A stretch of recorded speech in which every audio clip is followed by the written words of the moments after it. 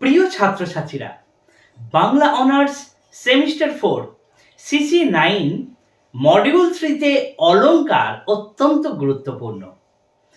আজকের পর্বে অর্থালঙ্কার থেকে উপমা অলংকার সম্পর্কে আমরা আলোচনা করব। তবে বলে রাখি, অর্থালঙ্কারের মধ্যে উপমা এবং রূপক এই দুটো কিন্তু অত্যন্ত গুরুত্বপূর্ণ এবছরের পরীক্ষার জন্য।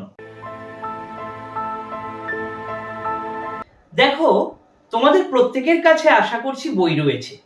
সেখান থেকে কাকে বলে, কি বৃত্তান্ত, এই সমস্ত প্রশ্নগুলো কিন্তু তোমরা করে নিতে পারবে।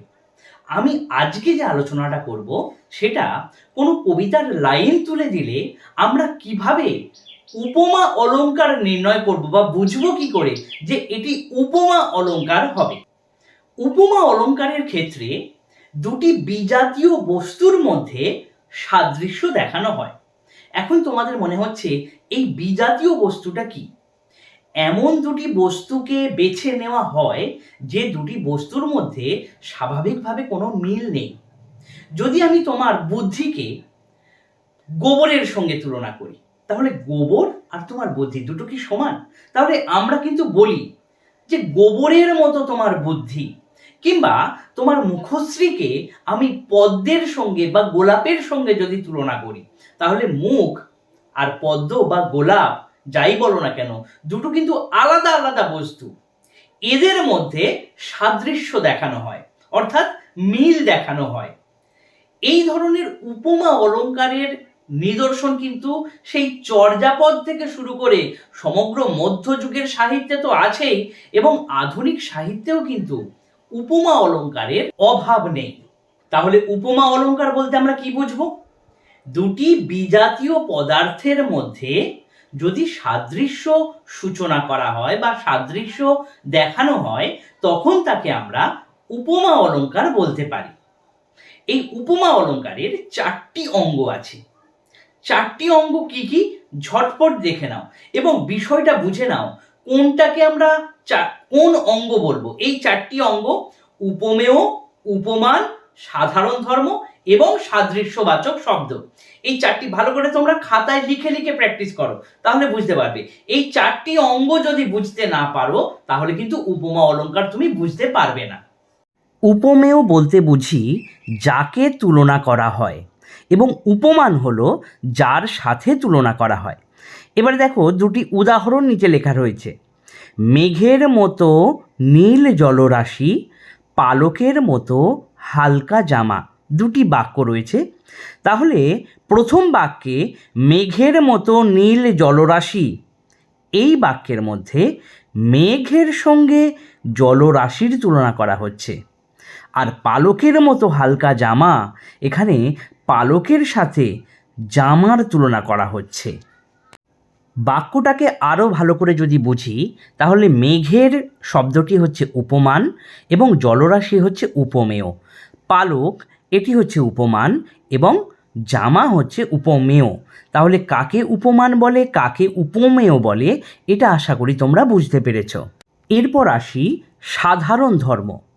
যে ধর্ম উপমেয় এবং উপমান উভয়ের মধ্যেই বর্তমান থাকে, তাকে সাধারণ ধর্ম বলে। একটা বাক্য দিয়ে আবার ভালো করে বুঝিয়ে দিচ্ছি। দেখো, এখানে 3টি উদাহরণ রয়েছে। আকাশের মতো নীল জলরাশি, পালকের মতো হালকা জামা এবং শিয়ালের মতো ধূর্ত রাজা।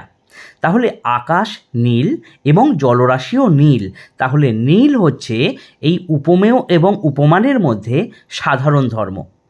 পালকের মতো হালকা জামা, তার মানে পালকও হালকা এবং জামাটাও হালকা, সেই জন্য হালকা শব্দটি সাধারণ ধর্ম। শিয়ালের মতো ধূর্ত রাজা, তাহলে শিয়াল এবং রাজা, শিয়াল এখানে উপমান আর রাজা হচ্ছে উপমেয়। এই দুজনার মধ্যে ধূর্ত শব্দটি হচ্ছে সাধারণ ধর্ম। এরপর আসি সাদৃশ্যবাচক শব্দ। সাধারণত অব্যয়পদ ব্যবহার করা হয় সাদৃশ্যবাচক শব্দে, যেমন মতো, সম, সদৃশ, প্রায়, তুল্য, ন্যায়, যথা, এই সমস্ত শব্দগুলো বাক্যের মধ্যে ব্যবহার হয় বা কবিতার লাইনের মধ্যে ব্যবহার হয়, সেগুলি হচ্ছে সাদৃশ্যবাচক শব্দ। আশা করি তোমরা বুঝতে পেরেছ। তাহলে উপমেয় কাকে বলবো?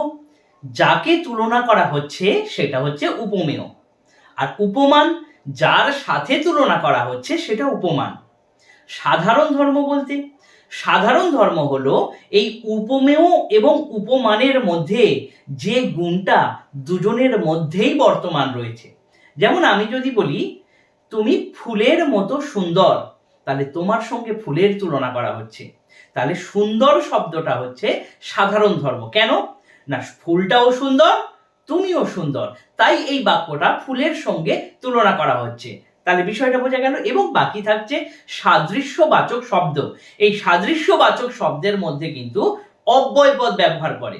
মতো শব্দটা কিন্তু একটা অব্যয় পদ, তাহলে এই অব্যয় পদের ব্যবহার হলে সেটা কিন্তু সাদৃশ্যবাচক শব্দ হিসাবে ব্যবহার হচ্ছে এই উপমা অলংকারের মধ্যে। এখন আমরা দেখে নেব এই উপমা অলংকারের ভাগগুলো কি কি। প্রথম ভাগটাই হচ্ছে পূর্ণোপমা।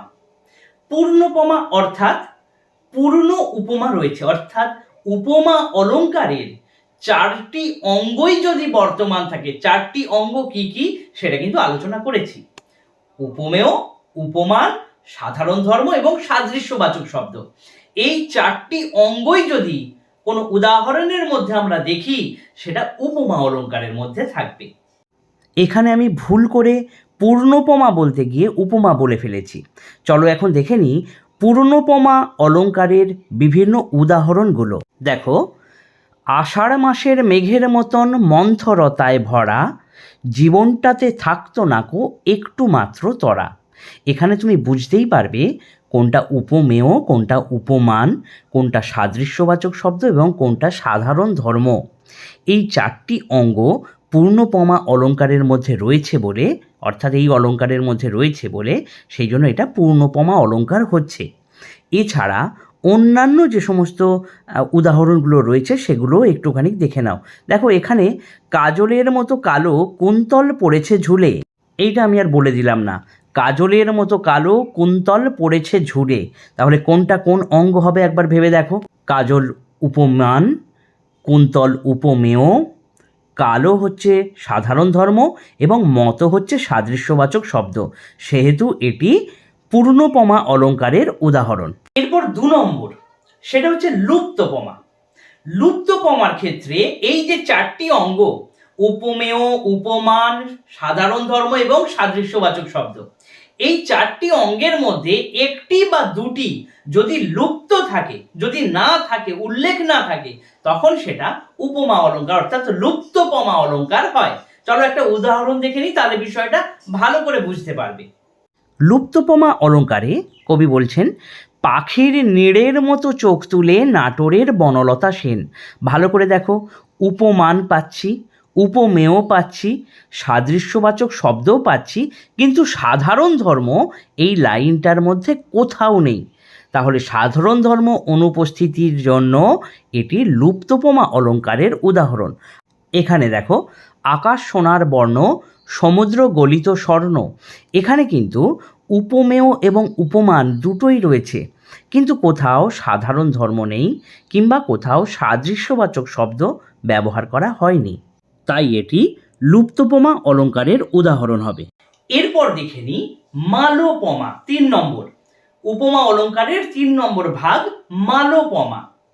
উপমেয় এটি তো থাকছেই, এবং উপমেয় অঙ্গের যদি একাধিক উপমান থাকে, ভালো করে বুঝে নাও, উপমেয় হবে একটা আর উপমান হবে একাধিক, একের বেশি, দুটো হতে পারে, তিনটে হতে পারে, চারটে হতে পারে, যে কটা ইচ্ছা হতে পারে, কিন্তু একের বেশি হতে হবে। তাহলে উপমেয় একটি, যদি উপমান একাধিক হয় তখন সেটাকে বলা হবে মালোপমা। উদাহরণ দেখে নিই চলো। এটির মধ্যে বলছে, তোমার সে চুল জড়ানো সুতোর মতো, নিশীথের মেঘের মতন। ভালো করে দেখো, চুল অবশ্যই উপমেয় এবং চুলের সাথে সুতোর তুলনা হচ্ছে আর নিশীথের মেঘের তুলনা হচ্ছে, তাহলে উপমেয় একটি এবং উপমান আমরা এখানে দুটি পাচ্ছি, সেহেতু এটি মালোপমা অলংকারের উদাহরণ হবে। পরের উদাহরণটা দেখব, সুখ অতি সহজ সরল, কাননের প্রস্ফুট ফুলের মতো, শিশু আননের হাসির মতো। এটা বুঝতেই পারছো, সুখ এটি হচ্ছে উপমেয়, এবং সুখের সাথে কাননের প্রস্ফুট ফুল এবং শিশুর হাসি অর্থাৎ দুটি উপমান এখানে রয়েছে, তাই এটি মালোপমা অলঙ্কারের উদাহরণ হবে। উপমা অলঙ্কারের 4 নম্বর ভাগ সেটা হচ্ছে স্মরণোপমা। এবার বলে রাখি, অনেক পুরানো বইতে তোমরা কিন্তু স্মরণোপমাটা নাও পেতে পারো, কিন্তু পরীক্ষায় যদি উপমা অলঙ্কার আসে বড় প্রশ্ন, তাহলে কিন্তু স্মরণোপমাটা দিতেই হবে। চলো দেখে নি স্মরণোপমা ব্যাপারটা কি আছে।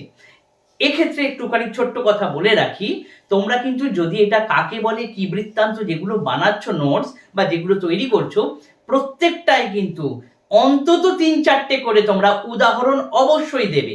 যেগুলো আমি বলছি সেগুলোও তো দেবেই অবশ্যই, এছাড়া বইতে দেখবে অনেক উদাহরণ রয়েছে, প্রত্যেকটা উদাহরণ তোমাকে বাড়াতে হবে। একটা উদাহরণ দিয়ে একটা কাকে বলে দিয়ে দিলে কিন্তু নাম্বার ভালো উঠবে না। উদাহরণটা যতটা সম্ভব বাড়াবে এবং প্রত্যেকটা উদাহরণের বিশ্লেষণ তোমাকে কিন্তু দিতেই হবে। চলো দেখে নি স্মরণোপমা ব্যাপারটা কি। স্মরণোপমা বলতে বুঝি কোনো কিছু দেখে যদি অন্য কোনো কিছু স্মরণে চলে আসে, তখন তাকে স্মরণোপমা অলঙ্কার বলে। অর্থাৎ একটি বস্তুকে দেখছি, সেই বস্তুটাকে দেখার সময় অন্য কোনো বস্তু যদি স্মৃতিতে চলে আসে, তখন সেটা স্মরণোপমা অলঙ্কার। যেমন দেখো, কালো জল ঢালিতে সই কালা মনে পড়ে, নিরবধি দেখি কালা শয়নে স্বপনে। অর্থাৎ কালো জল ঢালতে গিয়ে কালা অর্থাৎ কৃষ্ণের কথা মনে পড়ে যাচ্ছে, তাহলে ঢালছে সে কালো জল, কিন্তু তার মনে পড়ছে কৃষ্ণের কথা। একটি বস্তুকে দেখে অন্য একটি কোনো কিছুকে মনে আনাটাই স্মরণোপমা।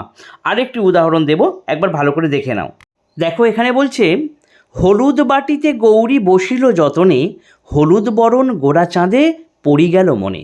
হলুদ বাটার সময় গৌরীর গোড়া চাঁদকে মনে পড়ে যাচ্ছে, তাহলে একটা কাজ করছে হলুদ বাটা, সেই হলুদ বাটা দেখে সেই গৌরীর মনে পড়ছে গোড়া চাঁদকে, অন্য একটা বস্তু বা ব্যক্তি তাকে মনে পড়ছে। পরেরটা বলছে, হেরিয়া নবীন ঘন নীল গগনে। অর্থাৎ নীল গগন, নীল আকাশের মাঝে ঘন মেঘ দেখে সজল কাজল আঁখি পড়িল মনে। একটা মেঘ দেখে একটা সজল কাজল আঁখি মনে পড়ে যাচ্ছে। একটা বস্তুকে দেখে আর একটা বস্তু স্মরণে আসা, এটাকেই স্মরণোপমা অলঙ্কার বলা হয়। আশা করছি উপমা অলঙ্কারের যে 4টি ভাগ এবং এর অঙ্গগুলো বিষয়ে আমি তোমাদেরকে বোঝাতে পেরেছি। ঝটপট তোমরা এই ব্যাপারটাকে নিয়ে তোমরা একটা নোটস বানিয়ে ফেলো। অলঙ্কার নির্ণয় কিংবা অলঙ্কার সংক্রান্ত কোনো সমস্যা যদি হয়, তাহলে অবশ্যই আমাকে জানাবে, আমি একটা ভিডিও অবশ্যই তোমাদের জন্য করে দেব। ধন্যবাদ।